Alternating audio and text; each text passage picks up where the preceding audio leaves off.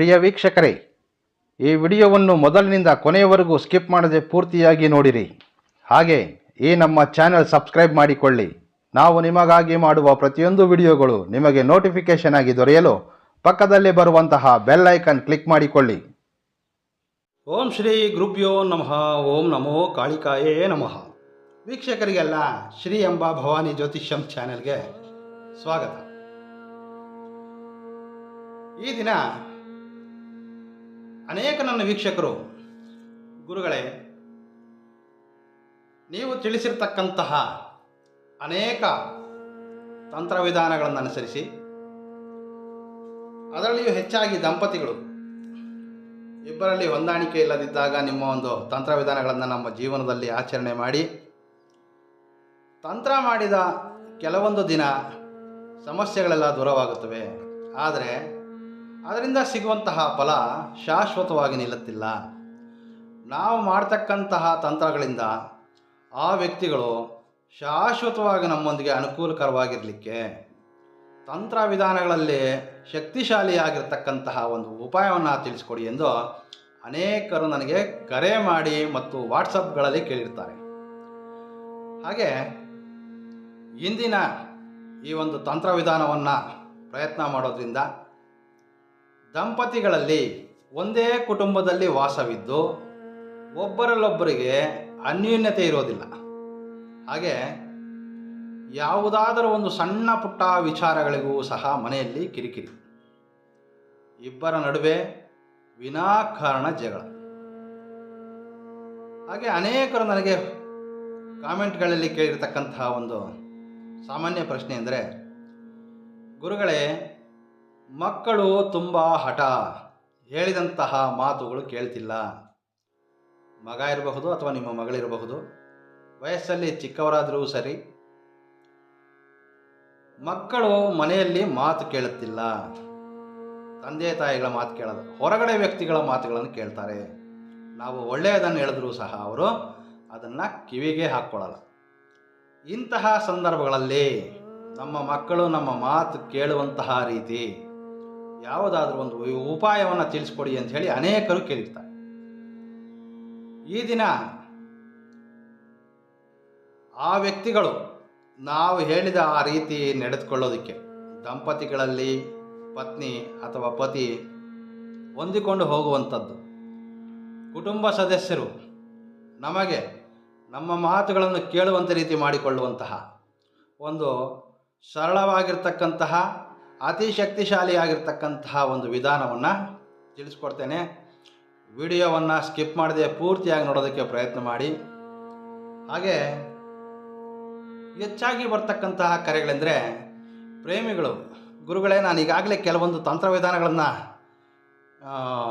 ನೀವು ಹೇಳಿದ ಹಾಗೆ ಪ್ರಯತ್ನ ಮಾಡಿದ್ದೇನೆ. ಪ್ರಯತ್ನ ಮಾಡಿದ 2-3 ವಾರಗಳು ಎಲ್ಲವೂ ಸರಿ ಇರ್ತದೆ, ಆದರೆ ನಂತರ ಅದೇ ಸಮಸ್ಯೆಗಳು ಮರಳಿ ಬರ್ತಾ ಇದೆ. ಇದಕ್ಕಾಗಿ ಶಾಶ್ವತವಾಗಿ ನಿಲ್ಲತಕ್ಕಂತಹ ಒಂದು ಉಪಾಯವನ್ನು ತಿಳಿಸ್ಕೊಡಿ ಎಂದು ಅನೇಕರು ಕೇಳಿರ್ತಾರೆ. ಇಂದಿನ ವಿಡಿಯೋ ಸ್ವಲ್ಪ ಉದ್ದವಾಗಬಹುದು. ದಯಮಾಡಿ ತಂತ್ರವಿಧಾನವನ್ನು ಪೂರ್ತಿಯಾಗಿ ನೋಡಿ ಅರ್ಥೈಸಿಕೊಳ್ಳಿ. ಈ ಒಂದು ಉಪಾಯ ಮಾಡೋದ್ರಿಂದ ನೀವು ಬಯಸಿದಂತಹ ವ್ಯಕ್ತಿಗಳು ಶಾಶ್ವತವಾಗಿ ನಿಮಗೆ ಅನುಕೂಲಕರವಾಗಿ ನಡೆದುಕೊಳ್ತಾರೆ. ಇದರಲ್ಲಿ ಯಾವುದೇ ಸಂಶಯ ಇಲ್ಲ. ನೀವು ನಿಮ್ಮ ಮನೆಯಲ್ಲಿಯೇ ಈ ಒಂದು ಉಪಾಯವನ್ನು ಮಾಡಬಹುದು. ಏನೆಂದರೆ, ಈ ರೀತಿಯ ಒಂದು ತಂತ್ರವಿಧಾನಗಳನ್ನು ಮಾಡುವಾಗ ನೀವು ಏಕಾಂತವಾಗಿರಬೇಕು. ಈ ಒಂದು ಉಪಾಯವನ್ನು ಮಾಡ್ತಾ ಇರುವಾಗ ಯಾರೂ ಇದನ್ನು ಗಮನಿಸಬಾರ್ದು. ಇದು ಬಹಳ ಮುಖ್ಯವಾದಂತಹ ವಿಚಾರ. ಈ ಒಂದು ಉಪಾಯ ಮಾಡಲಿಕ್ಕೆ ನಮಗೆ ಬೇಕಾಗಿರ್ತಕ್ಕಂತಹ ವಸ್ತುಗಳು: ಧೂಪ ಹಾಕಲಿಕ್ಕೆ ಸಾಂಬ್ರಾಣಿ, ಈಶ್ವರಿ ಬೇರು, ನಾಗಭೂತಾಳಿ, ಹಾಗೆ ಪಚ್ಚಕರ್ಪೂರ, ಇವುಗಳ ಅಗತ್ಯ ಇರ್ತದೆ. ಈ ವಸ್ತುಗಳು ನಿಮಗೆ ಗ್ರಂಥಿಗೆ ಅಂಗಡಿಗಳಲ್ಲಿ ಅಥವಾ ಪೂಜಾ ಸಾಮಗ್ರಿಗಳು ಮಾರಾಟ ಮಾಡ್ತಕ್ಕಂತಹ ಅಂಗಡಿಗಳಲ್ಲಿ ಸುಲಭವಾಗಿ ಸಿಗುತ್ತೆ. ನೀವು ಅಲ್ಲಿ ಹೋಗಿ, ಸಾಂಬ್ರಾಣಿ ಪ್ರತಿಯೊಬ್ಬರಿಗೂ ತಿಳಿದಿರ್ತದೆ. ಇದು ಈಶ್ವರಿ ಬೇರು ಗ್ರಂಥಿಗೆ ಅಂಗಡಿಯಲ್ಲಿ ಸಿಗುತ್ತೆ. ಈಶ್ವರಿ ಬೇರು ನಮಗೆ ಇಷ್ಟೊಂದು ಅಗತ್ಯ ಇಲ್ಲ, ಇದರ ಒಂದು 3 ಕಡ್ಡಿಗಳಾದರೆ ಸಾಕು. ಇದು ನಾಗಭೂತಾಳಿ, ಇದೂ ಸಹ ನಿಮಗೆ ಗ್ರಂಥಿಗೆ ಅಂಗಡಿಯಲ್ಲಿ ಸಿಗುತ್ತೆ. ಇದು ನಿಮಗೆಲ್ಲ ಗೊತ್ತಿರತಕ್ಕಂತಹದ್ದೇ. ಇದು ಪಚ್ಚಕರ್ಪೂರ. ಧೂಪ ಹಾಕಲಿಕ್ಕೆ ಸ್ವಲ್ಪ ಕೆಂಡದ ಅಗತ್ಯ ಇರ್ತದೆ. ಮನೆಯಲ್ಲೇ ಮಾಡಬಹುದು, ಯಾರ ಸಹಾಯವೂ ಇಲ್ಲ. ನೀವು ಇದ್ದಲ್ಲಿಯೇ ಸುಲಭವಾಗಿ ಮಾಡ್ಬೋದು. ಈ ವಸ್ತುಗಳನ್ನು ತೆಗೆದುಬಂದು ಇಟ್ಕೊಳ್ಳಿ. ಈ ತಂತ್ರವನ್ನು ನೀವು ಭಾನುವಾರದಂದು ಅಥವಾ ಮಂಗಳವಾರದಂದು ಪ್ರಯತ್ನ ಮಾಡಬಹುದು. ಸಂಜೆ 6:30 ನಂತರ ತಂತ್ರ ವಿಧಾನಗಳು ಯಾವಾಗಲೇ ಆಗಲಿ ಸೂರ್ಯಾಸ್ತವಾದ ನಂತರ ಮಾಡಬೇಕಾಗಿರ್ತದೆ. 6:30 ನಂತರ ಮಧ್ಯರಾತ್ರಿ 12 ಗಂಟೆ ಒಳಗಾಗಿ ನೀವು ಯಾವ ಸಮಯದಲ್ಲಾದರೂ ಸಹ ಈ ಒಂದು ಉಪಾಯವನ್ನು ಪ್ರಯತ್ನ ಮಾಡಬಹುದು. ಭಾನುವಾರ ಮತ್ತು ಮಂಗಳವಾರದಂದು ಸಂಜೆ 6:30 ನಂತರ ಈ ಒಂದು ಉಪಾಯವನ್ನು ಪ್ರಯತ್ನ ಮಾಡಬೇಕಾಗಿರ್ತದೆ. ಈಗ ಈ ಒಂದು ಉಪಾಯವನ್ನು ಮಾಡೋದು ಹೇಗೆ ಎಂಬುದನ್ನು ನಾನು ನಿಮಗೆ ತಿಳಿಸ್ಕೊಡ್ತೇನೆ.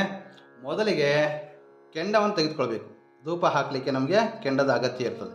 ಈ ರೀತಿ ಕೆಂಡವನ್ನು ತೆಗೆದುಕೊಂಡು ನೀವು ಮನೆಯಲ್ಲೇ ಧೂಪ ಹಾಕ್ತಿರಲ್ಲ, ಅದೇ ರೀತಿ ಧೂಪವನ್ನು ಕೆಂಡದ ಮೇಲೆ ಹಾಕ್ಕೊಳ್ಬೇಕಾಗಿರ್ತದೆ.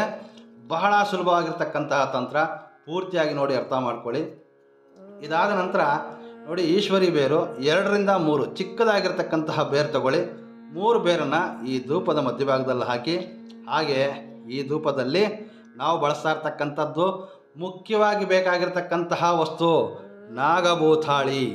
ಈ ಭೂತಾಳಿಯ ಒಂದು 4 ರಿಂದ 5 ಎಸಳನ್ನು ಮಾತ್ರ ಇದರಲ್ಲಿ ಬೆರೆಸಬೇಕು. ಈ ಧೂಪ ಬಹಳ ಮುಖ್ಯವಾಗಿರ್ತದೆ. ಸರಿಸುಮಾರು 3 ರಿಂದ 4 ಹರಳಷ್ಟು ಚಿಕ್ಕ ಗಾತ್ರದಲ್ಲಿರ್ತಕ್ಕಂತಹ 3 ರಿಂದ 4 ಹರಳಷ್ಟು ನಾವಿಲ್ಲಿ ಪಚ್ಚಕರ್ಪೂರವನ್ನು ಈ ಧೂಪದೊಂದಿಗೆ ಬೆರೆಸ್ತಾ ಇದ್ದೇವೆ. ಬಹಳ ಶಕ್ತಿಯುತವಾದಂತಹ ತಂತ್ರವಿಧಾನ. ಧೂಪ ಬರುವಂತಹ ಸಮಯದಲ್ಲಿ ನಿಮ್ಮ ಮನೆಯಲ್ಲಿ ನಿಮ್ಮ ಬಳಿ ಇರತಕ್ಕಂತಹ ಯಾವುದಾದ್ರೂ ಒಂದು ಟವೆಲ್ ಇರಬಹುದು, ಅಥವಾ ನೀವು ಬಳಸ್ತಕ್ಕಂತಹ ಯಾವುದಾದ್ರೂ ಒಂದು ಹ್ಯಾಂಡ್ ಕರ್ಚೀಫ್ ಅಂದರೆ ಕರವಸ್ತ್ರವನ್ನು ತೆಗೆದುಕೊಂಡು ಈ ಧೂಪಕ್ಕೆ ಈ ವಸ್ತ್ರವನ್ನು ಇಡಬೇಕು. ಈ ಧೂಪ ಈ ವಸ್ತ್ರಕ್ಕೆ ತುಂಬಿಕೊಳ್ಳುವಂತಹ ರೀತಿಯಲ್ಲಿ ಮಾಡಬೇಕು. ಇದು ಮಾಡುವಾಗ ನೀವು ಸಣ್ಣದಾಗಿರ್ತಕ್ಕಂತಹ ಒಂದು ಮಂತ್ರ ಜಪ ಮಾಡಬೇಕಾಗಿರ್ತದೆ. ಆ ಮಂತ್ರ ಯಾವುದು ಅಂದರೆ ಓಂ ಹ್ರಾಂ ಹ್ರೀಂ ಓಂ ನಮೋ ಭಗವತೆ ಅಮುಕಂ ವಶ್ಯಮಾನೆಯ ಓಂ ಐಂ ಹ್ರೀಂ ಕ್ಲೀಂ ಶ್ರೀಂ ಆಕರ್ಷಾಯ ಸ್ವಾಹ ಎಂಬಂತಹ ಒಂದು ಮಂತ್ರವನ್ನು ತಾವು 116 ಬಾರಿ ಜಪ ಮಾಡಬೇಕಾಗ್ತದೆ. ಪೂರ್ತಿ ಧೂಪವನ್ನು ಈ ವಸ್ತ್ರದಲ್ಲಿ ತೆಗೆದುಕೊಳ್ಬೇಕು. ಧೂಪ ಬರುವವರೆಗೂ. ಈಗ ನನ್ನ ಬಳಿ ಧೂಪ ಎಲ್ಲಿವರೆಗೂ ಬರ್ತಾ ಇರ್ತದೆ ಈ ವಸ್ತುಗಳೆಲ್ಲ ಧೂಪವನ್ನು ನೀವು ಒಂದು ಟವೆಲ್ ಆಗಿರಬಹುದು, ಮನೆಯಲ್ಲಿ ಬಳಸ್ತಕ್ಕಂಥದ್ದು ಹೊಸದೇನು ಅಗತ್ಯ ಇಲ್ಲ. ಆಲ್ರೆಡಿ ಮನೇಲಿ ಯಾವುದಾದ್ರೂ ಒಂದು ವಸ್ತ್ರ ಇದ್ದರೆ ಆ ವಸ್ತ್ರದಲ್ಲಿ ನೀವು ಈ ಪೂರ್ತಿ ಧೂಪವನ್ನು ಇಡಬೇಕಾಗಿರ್ತದೆ. 116 ಬಾರಿ ಈ ಒಂದು ಮಂತ್ರ ಜಪವನ್ನು ಮಾಡಬೇಕಾಗಿರ್ತದೆ. ಮಂತ್ರವನ್ನು ನಾನೀಗ ನಿಮಗೆ ಬರೆದು ತೋರಿಸ್ತೇನೆ. ಸಾಕಷ್ಟು ಜನ ಹೇಳ್ತಾ ಇರ್ತೀರ ಮಂತ್ರವನ್ನು ಓದುವಾಗ ಸರಿಯಾಗಿ ಅರ್ಥವಾಗುತ್ತಿಲ್ಲ ಗುರುಗಳೇ, ಬರೆದು ತೋರಿಸಿ ಎಂದು. ಈಗ ನಾನು ನಿಮಗೆ ಸ್ಕ್ರೀನಲ್ಲಿ ಕಾಣುವ ರೀತಿ ಮಂತ್ರವನ್ನು ಹಿಡಿದುಕೊಂಡಿದ್ದೇನೆ. ಓಂ ಹ್ರಾಂ ಹ್ರೀಂ ಓಂ ನಮೋ ಭಗವತೆ ಅಮುಕಂ ವಶ್ಯಮಾನಯ ಓಂ ಐಂ ಹ್ರೀಂ ಕ್ಲೀಂ ಶ್ರೀಂ ಆಕರ್ಷಾಯ ಸ್ವಾಹ. ಈ ಒಂದು ಮಂತ್ರವನ್ನು ತಾವು 116 ಬಾರಿ ಈ ಮಂತ್ರವನ್ನು ಜಪ ಮಾಡಬೇಕಾಗಿರ್ತದೆ.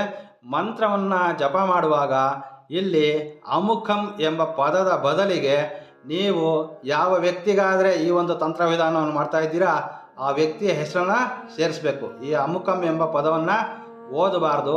ಆ ಸ್ಥಳದಲ್ಲಿ ನಿಮ್ಮ ಪತಿ ಪತ್ನಿ, ನಿಮ್ಮ ಮಕ್ಕಳು, ನಿಮ್ಮ ಸ್ನೇಹಿತರು, ಹಾಗೆ ಹೆಚ್ಚಾಗಿ ಕರೆ ಮಾಡ್ತಕ್ಕಂತಹವರು ಪ್ರೇಮಿಗಳು, ಪ್ರೀತಿಸಿದಂತಹ ಪ್ರೇಮಿ ಈಗ ನನ್ನಿಂದ ದೂರ ಹೋಗ್ತಾ ಇದ್ದಾರೆ, ದೂರ ಹೋಗುವಂತಹ ಹಾಗೆ ನನ್ನನ್ನು ಈಗ ತುಂಬ ಅವಾಯ್ಡ್ ಮಾಡ್ತಿದ್ದಾರೆ, ಆ ವ್ಯಕ್ತಿ ನನ್ನ ಜೀವನದಲ್ಲಿ ನನಗೆ ಶಾಶ್ವತವಾಗಿ ಉಳಿಬೇಕು ಅನ್ನೋದಾದರೆ ಪ್ರೇಮಿಗಳು ಸಹ ನಿಮ್ಮ ಒಂದು ಪ್ರೇಮಿಯ ಹೆಸರಿನೊಂದಿಗೆ ಈ ಒಂದು ಮಂತ್ರವನ್ನು ಜಪ ಮಾಡಬೇಕಾಗಿರ್ತದೆ 116 ಬಾರಿ.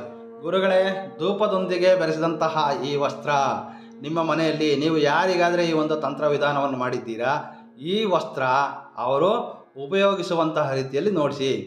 ಇದರ ಒಂದು ವಾಸನೆ ಅವರಿಗೂ ತಾಕಬೇಕು. ಅವರು ಮಲಗುವಂತಹ ಸ್ಥಳದಲ್ಲಿ ಅವರ ಪಕ್ಕದಲ್ಲಿಡಬಹುದು, ಅಥವಾ ನಿಮಗೆ ಅವಕಾಶವಿದ್ದರೆ ನೇರವಾಗಿ ಅವರ ಈ ಒಂದು ವಸ್ತ್ರವನ್ನು ಬಳಸಲಿಕ್ಕೆ ನೀವು ಟವೆಲ್ ಯೂಸ್ ಮಾಡಿದರೆ ಅವರು ಸ್ನಾನ ಮಾಡುವ ಬಂದ ನಂತರ ಆ ಒಂದು ವಸ್ತ್ರವನ್ನು ಅವಳು ಬಳಸುವಂತಹ ರೀತಿಯಲ್ಲಿ ನೋಡ್ಕೊಳ್ಬೇಕು. ಒಂದು ಕರವಸ್ತ್ರವಾದರೂ ಅಂದರೆ ಹ್ಯಾಂಡ್ ಕರ್ಚೀಫ್ ಆದರೂ ಸರಿ, ಒಂದು ಟವೆಲ್ ಆದರೂ ಸರಿ. ಬಹಳ ಅದ್ಭುತವಾದಂತಹ ತಂತ್ರ. ಧೂಪ ಎಲ್ಲಿವರೆಗೂ ಬರ್ತದೆ ಅಲ್ಲಿವರೆಗೂ ಸಹ ಈ ವಸ್ತ್ರವನ್ನು ಈ ಧೂಪಕ್ಕೆ ತೋರಿಸ್ಬೇಕಾಗಿರ್ತದೆ. ಮಂತ್ರವನ್ನು ಓದಬೇಕಾಗ್ತದೆ 116 ಬಾರಿ. ವಸ್ತ್ರವನ್ನು ನೀವು ಅವರು ಬಳಸುವ ರೀತಿಯಲ್ಲಿ ನೋಡ್ಕೊಳ್ಬೇಕು. ಇದು ಬಹಳ ಮುಖ್ಯ. ಈ ಒಂದು ತಂತ್ರವನ್ನು ಅವಕಾಶ ಇರತಕ್ಕಂಥವ್ರು ಉಪಯೋಗ ಮಾಡಿಕೊಳ್ಳಿ, ಒಳ್ಳೆಯ ಫಲ ಸಿಗುತ್ತದೆ.